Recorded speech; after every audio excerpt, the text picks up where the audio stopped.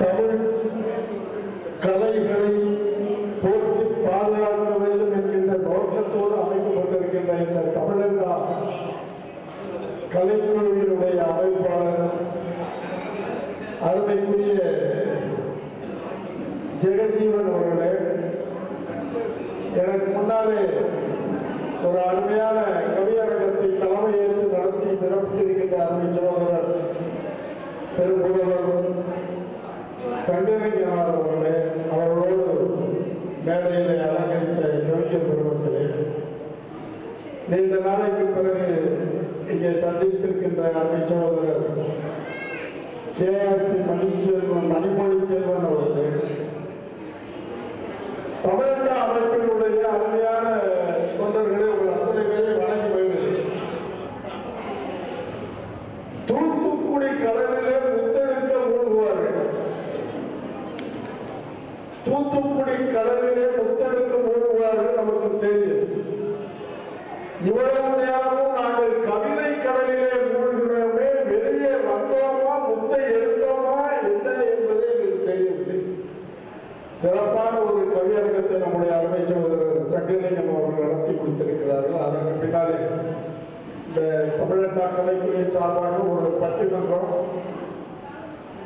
அந்த தமிழ் இலக்கிய பேரவையை சேர்ந்த அன்பர்களுக்கு என்னுடைய வணக்கங்களை நன்றியை சொல்லி ஒரு நல்ல தலைப்பு கொடுத்திருக்கிறாங்க. அந்த அமைப்பு கேட்டால் போல தமிழக விழாக்களிலே தமிழ் பண்பாடு பேணப்படுகிறதா பேணப்படவில்லையா, காக்கப்படுகிறதா காக்கப்படவில்லையா, இப்படி ஒரு நல்ல தலைப்பு. இந்த சந்தர்ப்பத்திற்கு ஏற்ற தலைப்பு. சரி, தமிழர் கலாச்சாரம் கலை என்றால் என்ன? எதெல்லாம் நம்ம தமிழ் கலாச்சாரம் சொல்லியிருக்கோம்னா, ரொம்ப காலத்துக்கு முன்னால பார்த்தா அகம் புறம் ரெண்டு தான். புறநானூற்று காலத்துல பார்த்தோம்னா அகம் புறம், ஒன்று வீரம், இன்னொன்று காதல். இப்ப வீரத்துக்கும் நமக்கு ரொம்ப தூரம் ஆகி போச்சு, காதலுக்கும் ரொம்ப தூரம் ஆகி போச்சு. அந்த மரியாதை நம்முடைய கலாச்சாரத்தில் முக்கியமானது. ஒருத்தர் ஒருத்தர் மதிக்கணும். தாய், மாதா, பிதா, குரு, தெய்வம்பாங்க. இந்த 4 பேரையும் மதிக்கணும். இன்னைக்கு மதிக்கிறோமா, முன்னால மதிச்சோமா, இதுதான் இன்னைக்கு பிரச்சனையே. இப்ப ஒவ்வொருத்தரும் ஒவ்வொரு மாதிரி இருக்கான். வீட்டுல, நம்ம வீட்டுல மனைவினா ஒரு 30 வருஷத்துக்கு முன்னால புருஷன் பேரை சொல்ல மாட்டான். புருஷன் பேரை சொல்ல மாட்டான், மாமனார் பேரை சொல்ல மாட்டான், பெரிய மாமனார் பேரெல்லாம் சொல்ல மாட்டான். இப்பதான் அப்படி இல்லை. இப்ப இன்னைக்கு எங்க வீட்டுக்கு பக்கத்துல ஒரு புதுசா ஒரு பையன் வந்து வாடகை குடியிட்டு வந்தான். அவன் பேரு ரமேஷ். அவன் பொண்டாட்டி எங்க காலேஜில் படிச்சுட்டு வந்திருக்கான். அவன் என்ன செய்ய, காலையில எந்திரிக்கும் போது, ஏ ரமேஷ் சீக்கிரம் எந்திரி, ரமேஷ் பந்தத்தை, ரமேஷ் பால காப்பியை குடிச்சு எனக்கு கொஞ்சம் போட்டுக்கொண்டா அப்படின்னு ரமேஷ் ரமேஷ் ரமேஷ் பேரை சொல்லியே கூப்பிட்டு இருக்கான். எனக்கு ரொம்ப சங்கடமா இருந்துச்சு. நான் என் வீட்டுக்காரையை கூப்பிட்டேன். இங்க பாத்தியா, இந்த பையன் அவன் புருஷன் பேரை சொல்லி கூப்பிடுது. புருஷன் பேரெல்லாம் சொல்லலாமா, இப்படி இந்த காலத்துல பிள்ளைய வளர்த்திருக்காள் அப்படின்னு சொன்னேன். என் வீட்டுக்காரி உடனே சொன்னா, அடுத்த வீட்டு பாடு நமக்கு இருக்கு, நீ உள்ளவா செல்ல பாட்டுட்டான். இதுதான் இன்னைக்கு நடந்துட்டு இருக்கு. நம்ம அடுத்த விஷயத்துல தலையில நமக்கு மரியாதை. சரி, பேரை சொல்லாம இருந்துட்டாலும் பரவாயில்ல, பேரத்துக்கு கூட பரவாயில்ல. அந்த காலத்துல அந்த புருஷன் வடக்கு போயிருந்தா வடக்கு பார்த்து கால் நீட்டி உட்கார மாட்டான். கிழவியை பார்த்துருப்போம். தாத்தா வடக்கு பார்த்துட்டு போய் வயலுக்காட்டுக்கு பார்க்க போயிருந்தா இவன் வடக்கு கால் நீட்டி உட்கார மாட்டாளோ. இப்ப காலை மட்டும் நீட்டுறது இல்லை, வீட்டுல தேய்ச்ச விளக்கு மாதிரி செருப்பி அந்த நேரம் போடுறாரு. இன்னைக்கு மரியாதை இப்படிதான் இருந்துட்டு இருக்கு. ஒன்றும் செய்ய முடியாது, ஒருத்தரையும் ஒன்றும் செய்ய முடியாது. தாய் அம்மாவை காப்பாத்தினானா, அன்னைக்கு ஒரு பேப்பரை பார்க்கலையா, உனக்கு விசா எடுத்திருக்கேன், நீ வா, திருச்சி ஏரோகிராம நடந்த உண்மையான சம்பவம். அமெரிக்காவில் அவன் இருக்கான், சொந்த வீட்டை விற்க சொல்லி வித்துட்டு அம்மையை கூட்டு போய் ஏரோட்ராம்ல விட்டுட்டு நீ எங்க கூட வாழ இவன் பிளேன்ல ஏறி போயிட்டான். இந்த அம்மா மவன் வருவான் வந்து சொல்லி உட்கார்ந்துட்டு இருக்கு. அவன் வீட்டுக்கும் போக முடியாது, வீட்டையும் விட்டாச்சு. இதுதான் இன்னைக்கு உள்ள நிலைமை. அம்மையை மதிக்கிறவா அம்மா எப்பேற்பட்டது கண்கண்ட தெய்வம். எந்த தெய்வத்தையும் கும்பிடு, எந்த சாமியையும் கும்பிடு, ஆனா நமக்கு கண்கண்ட தெய்வம் யாரு? அம்மா இல்லதான். நான் எல்லாம் பட்டினியா இருந்திடுவா ஒரு நாளிகை நம் பசி பொறுக்க மாட்டா மேலெல்லாம் உழைத்தே பாடுபட்டு மேன்மையாய் நாம் வாழ செய்திடுவா.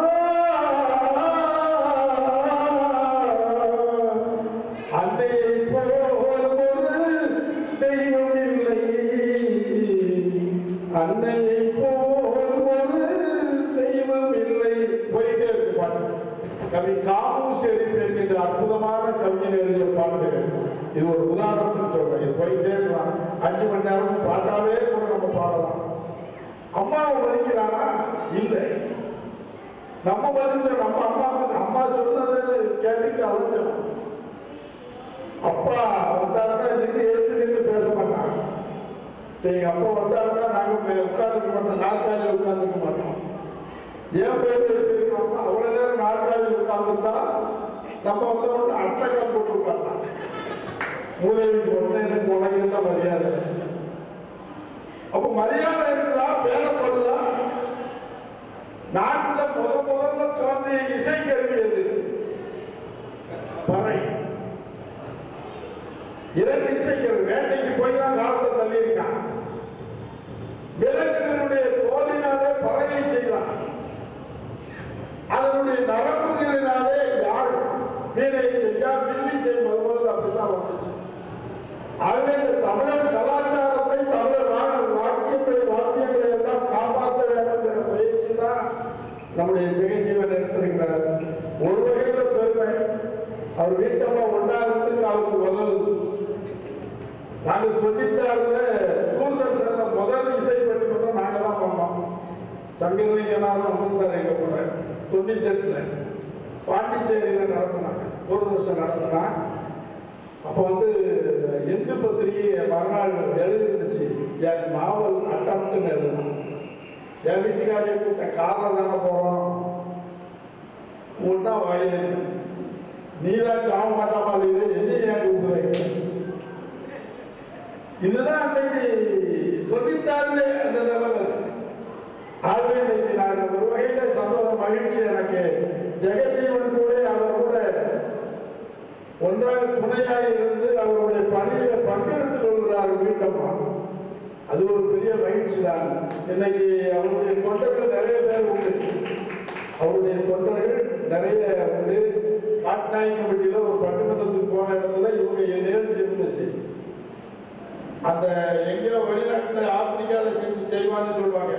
இந்த பெட்ரோலை ஊதி வானத்துறையும் போக முடியாது. அதை மாதிரியெல்லாம் இவர் நிகழ்ச்சி பண்ணிட்டு இருந்தார் ஜெகஜீவன்.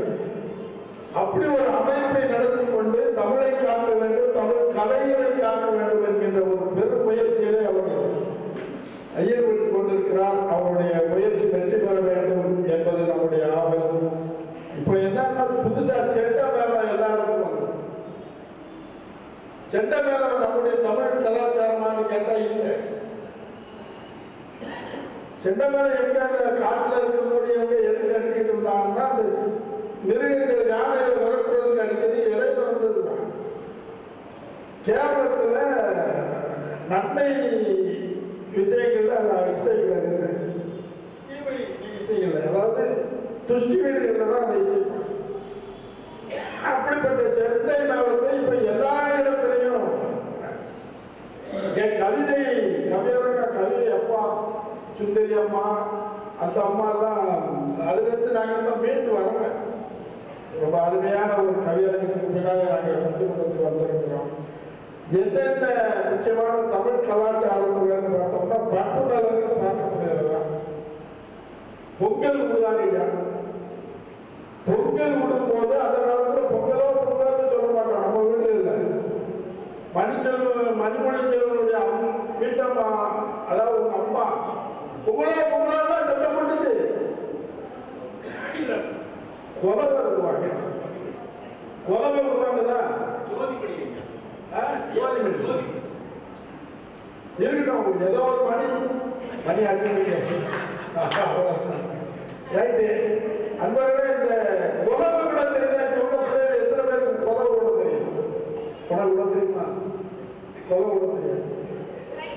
என்ன ட்ரை பண்ண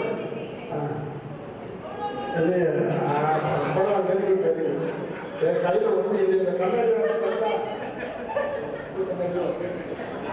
அதான் பார்த்தேன் கொடுத்துடலாம். அதை பத்தி என்ன, நமக்கு என்ன கஷ்டம்? அன்பர்களே, நிறைய விஷயங்கள் நாம பேசலாம். 3 மணிக்கு நாங்க 5 மணிக்கு உங்ககிட்ட வந்திருக்கோம். 2 மணி நேரம் கொடுத்துருக்காங்க. ஆனா 2 மணி நேரம் நாங்க பேசுவோம்னு சொல்ல முடியாது. ஆட்கள் இருந்தா விடியால 5 மணி வரைக்கும் கூட அடிக்கலாம். அது ஒன்றும் குறைவில்லை. ஆகவே நம்முடைய அன்பர்களே, ஒரு அருமையான நாவலர்கள் 5 பேர் வந்திருக்கிறாங்க. சங்கரலிங்கம் அவர்கள் பெரிய பேச்சாளர்கள் நான் கூட வரும்போதே சொல்லியிருக்கிறேன். 90களில் இருந்து தொடர்ந்து நம்மளோட பயணப்பட்டு கொண்டிருக்கிறார். குரல் வளமிக்கவர் மட்டுமில்லை, நாணயம் மட்டுமில்லை. மனுஷனுக்கு எது முக்கியம்? அந்த காலத்துல நாணயத்தோட நாணயம் முக்கியம். நாணயம் எல்லாருக்கும் வந்துடும் வச்சுக்கிட்டு, நாணயம் எல்லாருக்கும் வராது. எங்க நிகழ்ச்சியில வந்தா அப்படியே வாங்கி நான் சங்கரலிங்க ஐயா கையில போயிருக்கிறேன். அது எல்லாருக்கும் பிரிச்சு கொடுத்து மிச்சம் இருந்தா தான் வச்சாங்க. அந்த அளவுக்கு ஒரு நாணயம் மிக்கவர்கள். குரல் வளம், அந்த குரலுக்கு பின்னால் எந்த குரலும் எடுக்க மாட்டேங்குது. ஏன்னா வலிமையான குரல். ஆகவே நண்பர்களே, நான் இங்கே ஒரு 6 பேச்சாளர்கள் வந்திருக்கிறார். இப்பதான் நாங்க 6 பேருக்கு போறதே இல்லை, 4 பேர் இறந்தாங்க. இன்னைக்கு நம்முடைய சங்கரலிங்கநாத் அவர்கள் அவருடைய இலக்கிய பேரவையில் 2 பேரை கொடுத்திருக்கிறாங்க. அதனால 6 பேர் ஆயிடுது. இந்த பேணப்படுகிறதா அப்படிங்கிற பேணப்படுகிறதுங்கிற அணியில நம்முடைய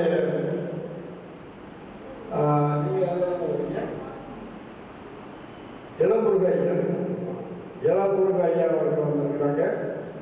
அதே போல நம்முடைய நல்லாசிரியர் ராஜேந்திரன் அவர்கள், நல்ல ஒரு நாவுக்கரசி திப்பு பாரதி வந்திருக்காங்க. ரொம்ப குனியாதீங்க, நெக்லசிக்கே வந்தோம் நம்ம வணக்கம் போடுறதே சொல்றாங்க. முழுக்கமில்லாது உங்களுக்கு தேடி கொடுக்க முடியாம நாங்க கையில போட முடியாது. கவரிக்கா கூட இருக்கும், அதை பத்தி ஒன்றும் இல்லை. ஆகவே 3 பேரும் பேணப்படுகிறத வந்திருக்காங்க. சரி, பேணப்படவில்லை. தமிழர்களுடைய கலாச்சாரமும் தமிழர் பண்பாடும் தமிழர்களுடைய விழாக்களிலே அது முக்கியம். ஊர்நாட்டில் எப்படி இருக்கிறது ஒரு பக்கம், விழாக்களிலே பேணப்படவில்லை சொல்லி தூய தமிழ் பற்றாளர் விருது, தமிழ்நாடு அரசினுடைய விருதை பெற்றிருக்கின்ற சிவ செல்வ மாரிமுத்து அவர்கள் வந்திருக்கிறார்கள். அதே போல நம்முடைய அருமை சகோதரர் தொழிலதிபர், ஆமா சமயத்தில் ஏதாவது விசேஷம்னா குத்துவிளக்கோட வந்துடுவார். அவர் பட்டம் வச்சிருக்காருன்னு நினைக்காங்க. அதான் சொல்றாரு, 2-3 விசேஷத்துல பார்த்தா கையில குத்துவிளக்கோட வர. குத்துவிளக்குன்னா ஏதோ ஏத்துறதுக்கு மட்டும் இல்லை, சங்கர கோயில ஒதுக்கி பாக்கியால குத்துவிளக்காவே குத்தி கொடுத்துட்டாங்க. அதனாலதான் அதுக்கு அந்த பேர் வந்து போயிருப்போம். தெரியல, உங்க விளக்குனா நல்ல விளக்கு தானே. அந்த பக்கம் பார்த்தீங்கன்னா திருச்செந்தூர்ல இருந்து வந்திருக்காங்க திவ்ய பாரதி. சரிதானமா? வணக்கம் போட்டாங்க. இப்படி ஒரு 6 நல்ல பேச்சாளரை வச்சுட்டு நானே பேசிட்டு இருந்தா நல்லா இருக்காது. குடிநீர் வடிவம் வாரியத்தினுடைய வேலை பார்த்தீங்க.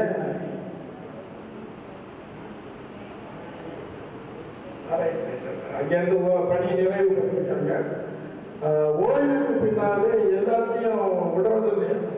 சங்கரலிங்கநாத் சொன்னாங்க, இயல், இசை, நாடகம் எதையும் விட போறதில்லை அப்படின்னு சொல்லி அவருக்கு இன்னொரு பணி இருக்காங்க.